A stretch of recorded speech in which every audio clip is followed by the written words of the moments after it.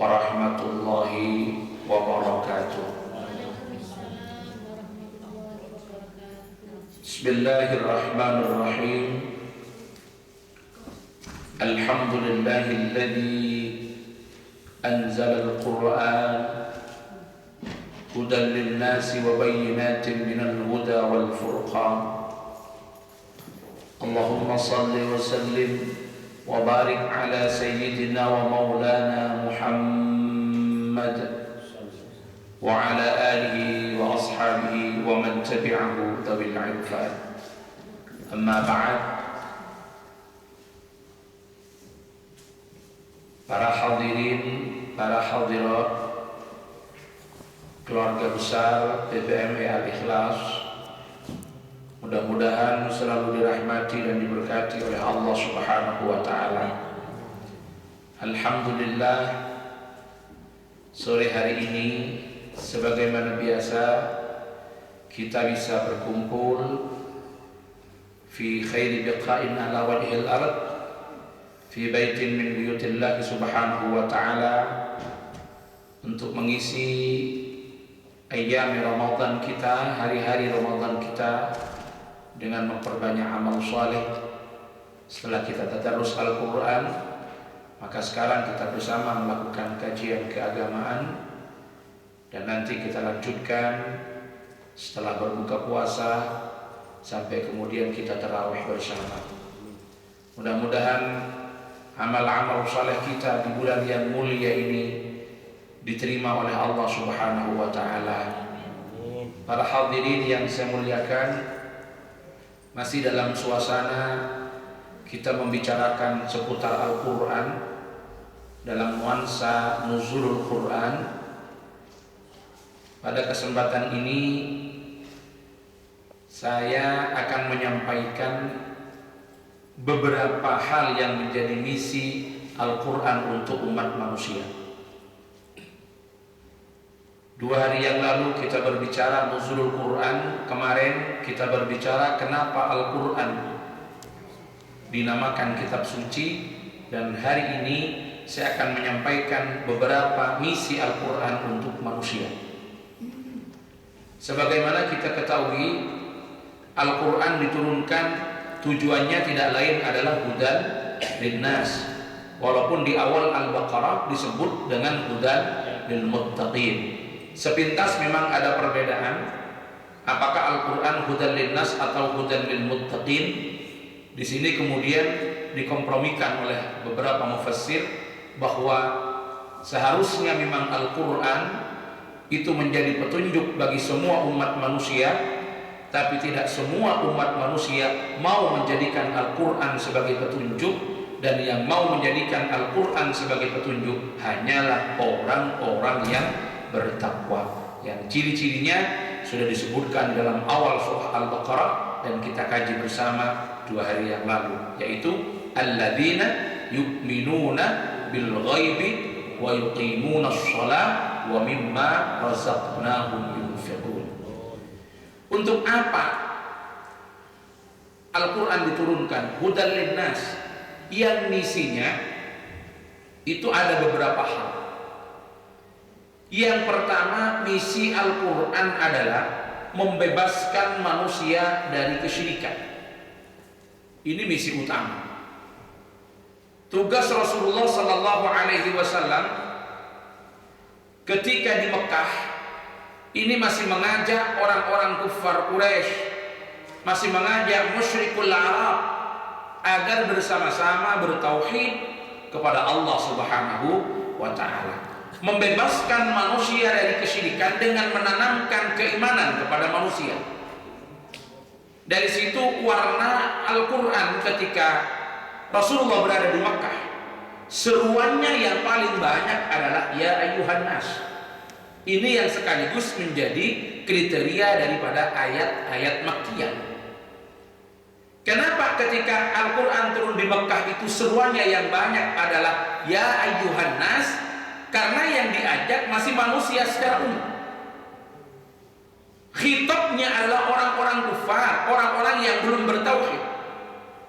Al-Quran misi utamanya adalah pertama membebaskan manusia dari kesyirikan, mengajak manusia untuk bertauhid kepada Allah Subhanahu wa ta'ala, menanamkan sendi-sendi keimanan kepada manusia, membebaskan manusia dari segala macam Tuhan yang ada di sekitar manusia, baik Tuhan harta, Tuhan benda, Tuhan kekuatan, Tuhan akal, Tuhan pikiran, Tuhan pengaruh, Tuhan pangkat, Tuhan jabatan.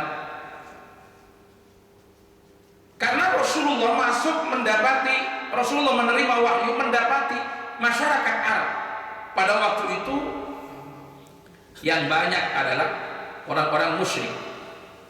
Sebagian dari mereka ada yang Yahudi, ada yang Nasrani, ada Majusi, ada Zoroaster, dan banyak orang-orang musyrik, musyrikul Arab, ubadul awthan, para penyembah berhala.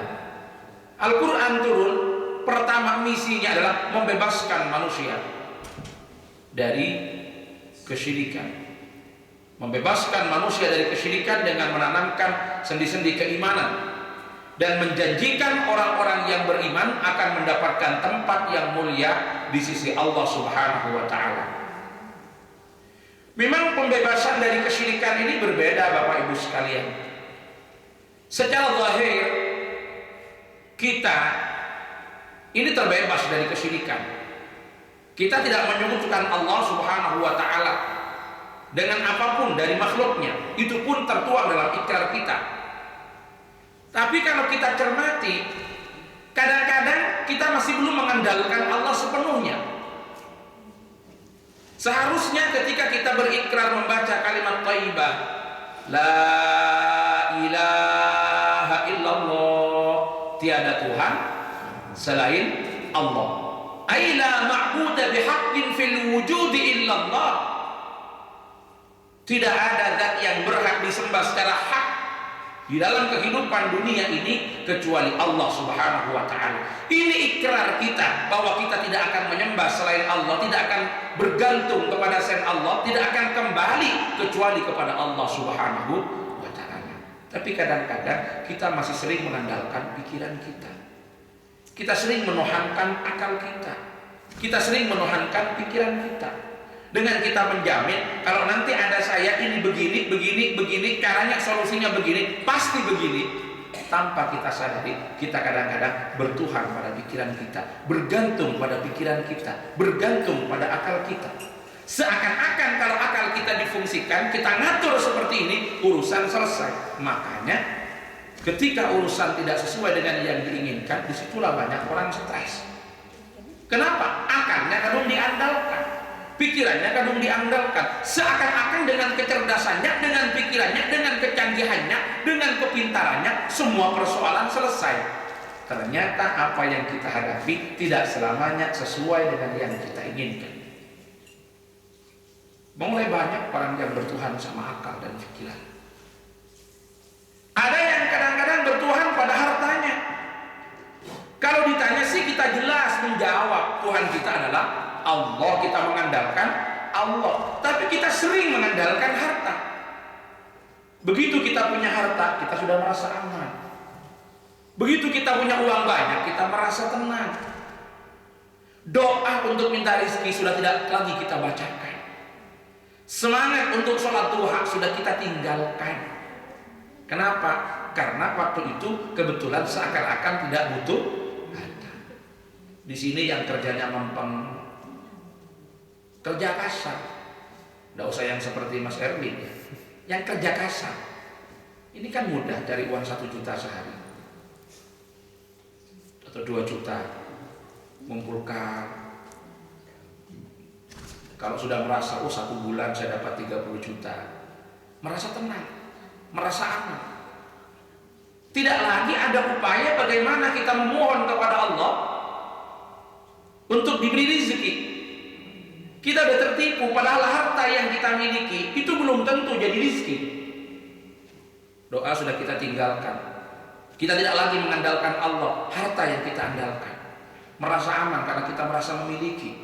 Wis tenang, mau ada apa-apa, uang ada, begini ada, begini ada. Kita andalkan, padahal belum tentu kita bisa menikmati. Belum tentu kita bisa memiliki.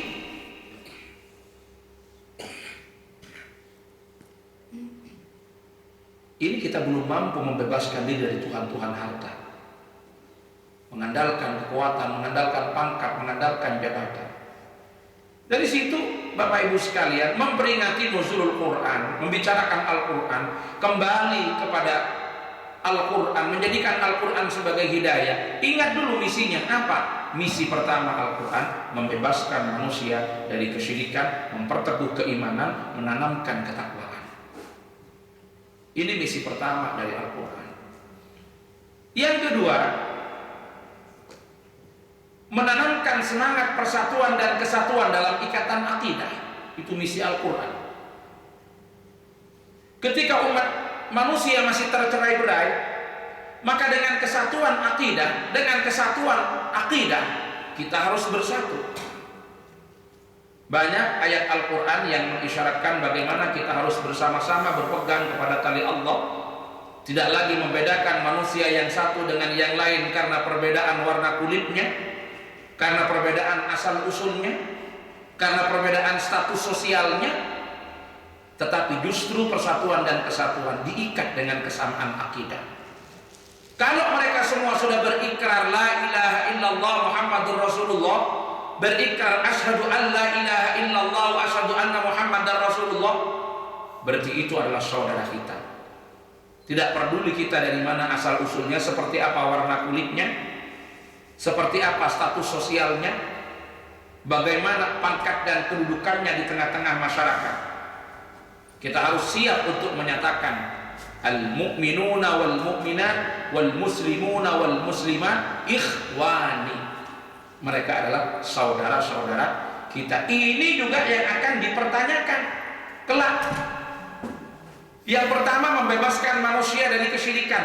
Ini ditanyakan kelak ketika kita di alam kubur. Akan datang malaikat mungkar nakir. Apa yang ditanyakan pertama? Bukan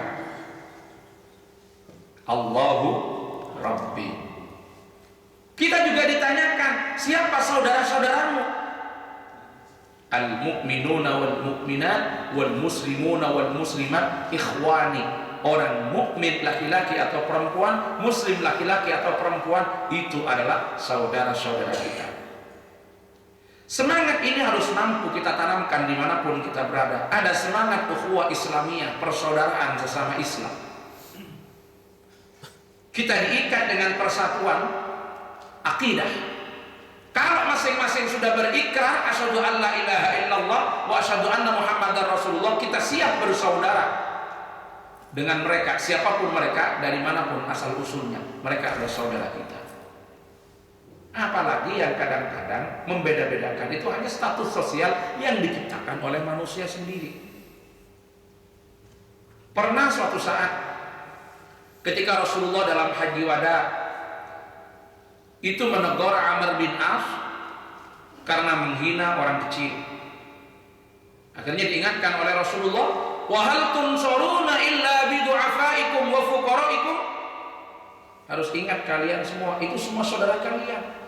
Jangan beda-bedakan karena satu sosial. Yang kaya harus ingat, orang kaya bisa kaya karena ada yang melarat, ada orang miskin, ada kontribusinya orang miskin. Pejabat ada artinya jadi pejabat karena ada rakyatnya. Kalau di Jawa orang dipandang sebagai ustadz, sebagai kiai karena ada santrinya. Jadi kiai, jadi ustadz tapi tidak ada santrinya, tidak ada yang mau ngaji, jadi kiainya siapa? Orang kaya itu disebut orang kaya karena ada kontribusinya orang miskin. Nggak ada orang kaya yang bisa melepaskan diri dari orang miskin. Orang punya armada banyak, punya taksi 100, bisa mengembangkan usahanya karena ada supirnya. Orang punya usaha, punya restoran, bisa mengembangkan usahanya karena ada yang masak, karena ada yang jaga.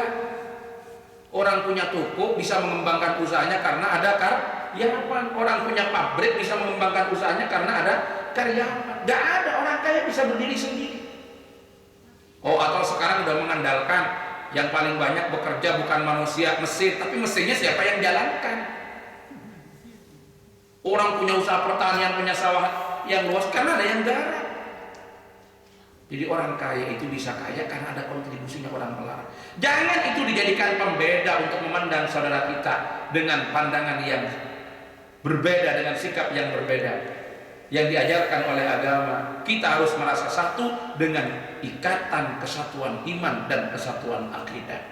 Jadi Islam mengajarkan kepada kita, misi Al-Quran adalah wa'tasimu bihablillahi jami'an wa la tafarraqu. Yang dilarang wala tafarraqu, berbeda itu biasa. Perbedaan tidak dilarang dalam agama. Jadi Al-Quran tidak mengatakan wa'tasimu bihablillahi jami'an wa la tahtalifu.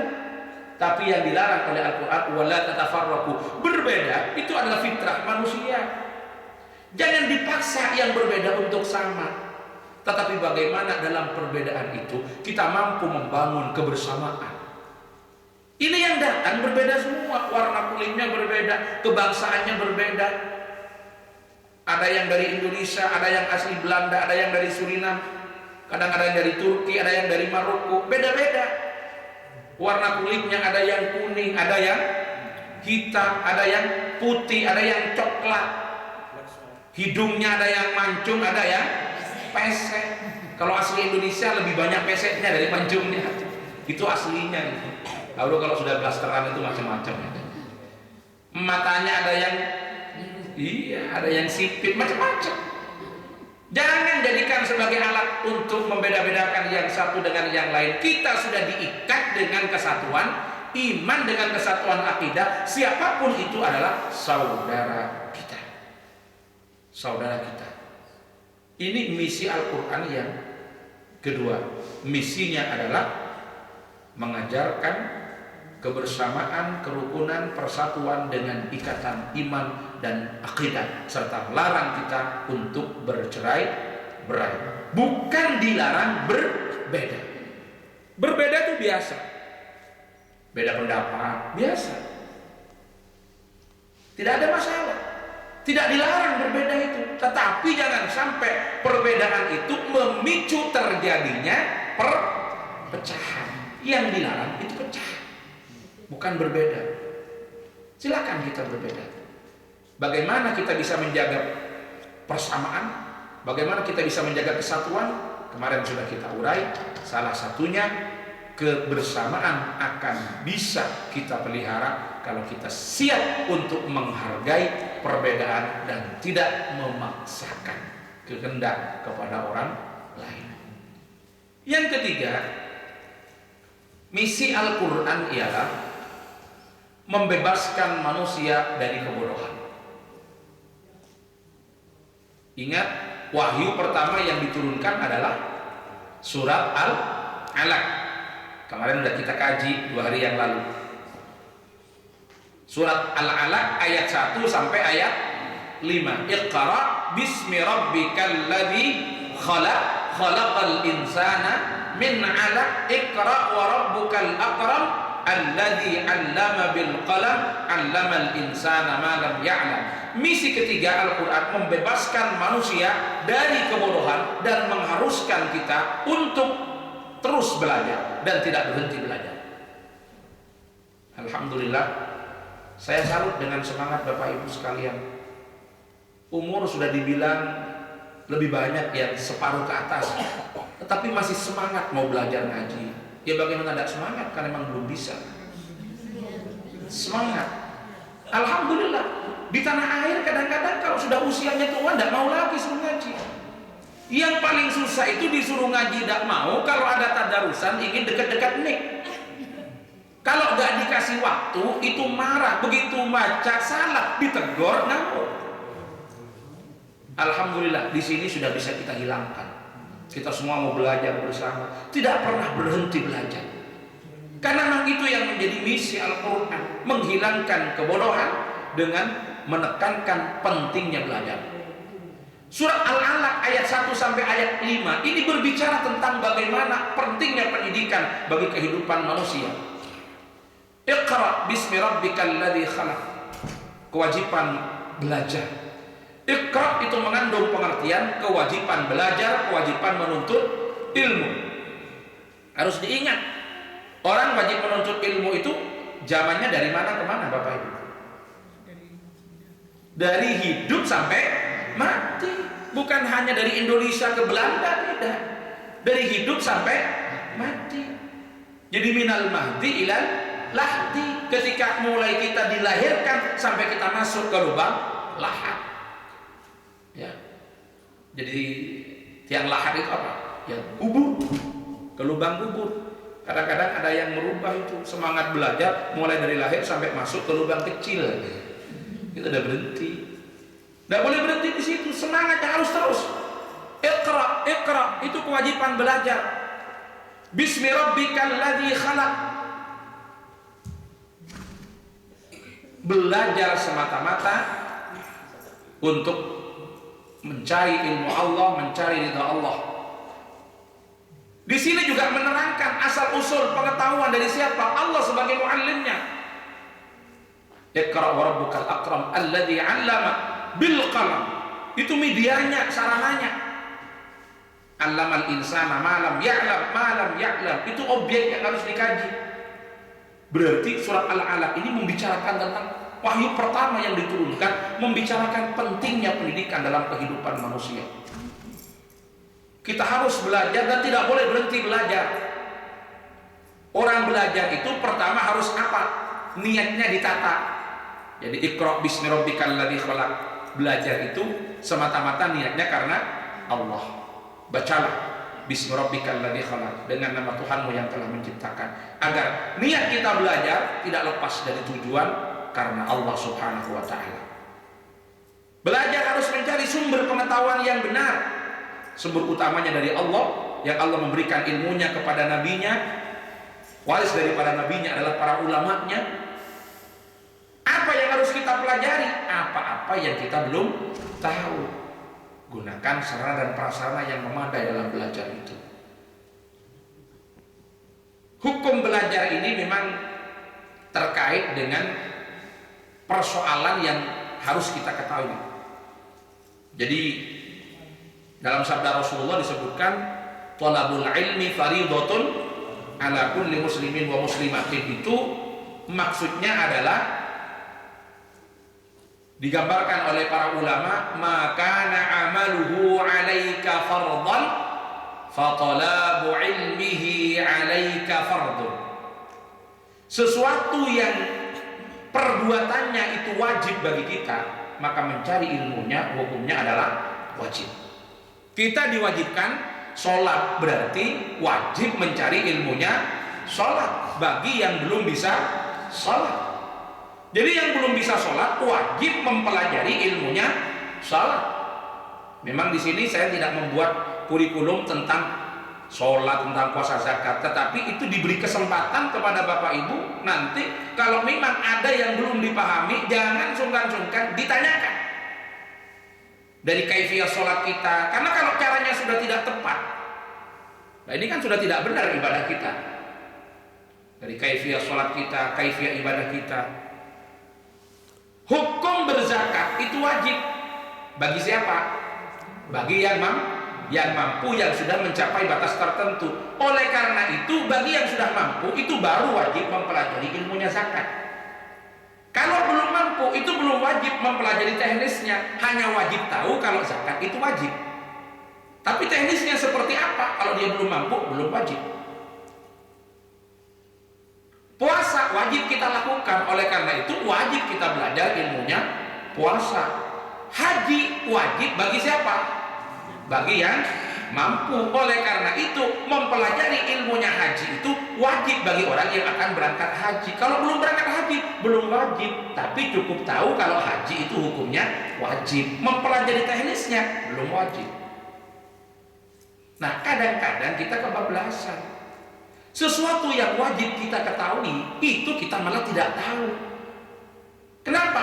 Terkait dengan kewajiban amalia kita. Sementara yang tidak wajib kita ketahui itu yang kita kejar. Ini petaka yang kemarin saya sebutkan itu di awal. Jadi innallaha yughidhu kulla 'alimin fid dunya wa jahilin fil akhirah.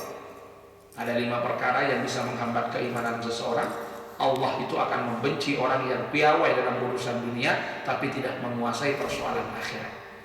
Kenapa? Ilmu yang wajib ia ketahui karena terkait dengan amal yang diwajibkan kepada dirinya dalam kesehariannya, justru dia tidak tahu, sementara yang tidak wajib dia tahu. Ini jangan terbalik. Maka amalhu 'alaika fardhan fa talabu 'ilmihi 'alaika fardhan. Apa-apa yang amalnya, hukum melakukannya, hukum melaksanakannya itu diwajibkan bagi kalian, maka mencari ilmunya, hukumnya wajib bagi kalian. Berarti kalau amaliyahnya tidak wajib, mencari ilmunya tidak wajib. Itu hukumnya menjadi fardu kifayah. Belajar ilmu kedokteran fardu kifayah, tapi harus ada orang Islam yang belajar itu. Karena nanti yang akan menentukan seseorang itu boleh atau tidak berbuka puasa itu tidak selamanya mengandalkan menggunakan tolok ukurnya sendiri. Harus ahlul khibrah, orang-orang yang memiliki kompetensi untuk menentukan dia perlu berpuasa atau tidak. Nah, ini Bapak Ibu sekalian yang harus kita pahami. Jadi misi Al-Qur'an itu adalah menghilangkan kebodohan, menghilangkan kebodohan dalam pengertian mewajibkan kita untuk belajar. Ini maghrib apa? Sudah masuk? Oh, karena sudah masuk waktu maghrib, ya kita hentikan dulu kajiannya. Kita lanjutkan nanti setelah sholat maghrib. Hadanallahu wa iyyakum ajma'in. Wallahul muwaffiq ila aqwamit thoriq. Wassalamualaikum warahmatullahi wabarakatuh.